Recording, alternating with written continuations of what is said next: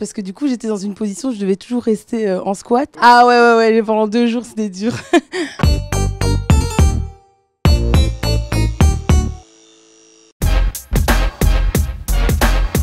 Je pense que je dirais surprenant parce que j'ai sorti 2 premiers singles, ils sont différents. Il y a d'autres sons qui vont être encore plus différents, qui vont suivre. Ah ça vous verrez.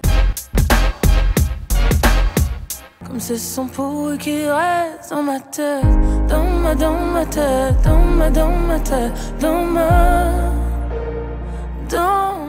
C'est une chanson qui est personnelle, ça m'est arrivé il y a quand même pas mal d'années. Je l'ai écrit après coup et je me suis vraiment replongée dans cette relation. J'ai voulu faire un peu une métaphore, quand t'es dans des ruptures, t'es constamment dans ta tête, tu penses, tu repenses, t'as envie que ça s'arrête, mais ça s'arrête pas, comme quand t'as un son que t'as pas envie d'avoir dans la tête et tu l'as quand même. J'étais trop jeune pour voir que si la mer était sale, c'était un peu à cause de moi. On voulait avec Rémi, le réalisateur, représenter la mer sous 2 aspects, avec le tas de sable et le cube. Et c'était pour justement montrer ce manque peut-être d'activisme et de militantisme par rapport à l'état critique de la mer.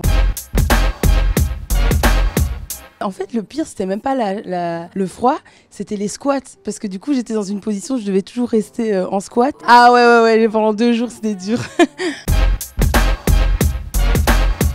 Bah ouais, j'étais étonnée, surtout qu'il y avait un des pays, c'était la Russie. Je me suis dit, ah ouais, ok. Il y a beaucoup de Saskia en Russie. Donc je me suis dit, ah, est-ce qu'ils ont tapé Saskia et puis ils sont tombés sur moi, ils se sont dit, ah non, c'est pas une Russe. Dans ma tête, dans ma tête, dans ma tête. J'aime bien un peu montrer avec des petites vidéos le processus de création. Et du coup, j'ai montré comment je faisais mes chœurs. Pour essayer de créer l'effet choral, je truque un peu. C'est une petite technique et du coup, je trouve ça cool de la partager en fait.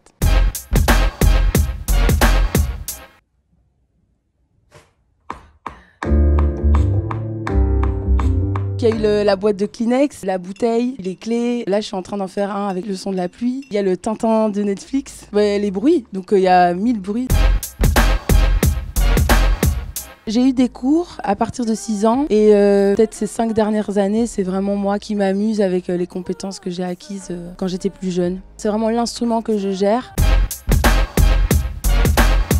C'est un exemple en tant que producteur. J'ai découvert ça quand j'étais jeune et ça m'a inspiré au niveau de la production musicale du coup, vu que moi-même je me suis mise au beatmaking. Je trouve qu'au niveau de la production musicale en elle-même, il avait apporté un truc à l'époque de nouveau. Et comme c'était un gars qui était là déjà depuis quand j'ai commencé à faire mes prods, pour moi c'était une référence classique presque.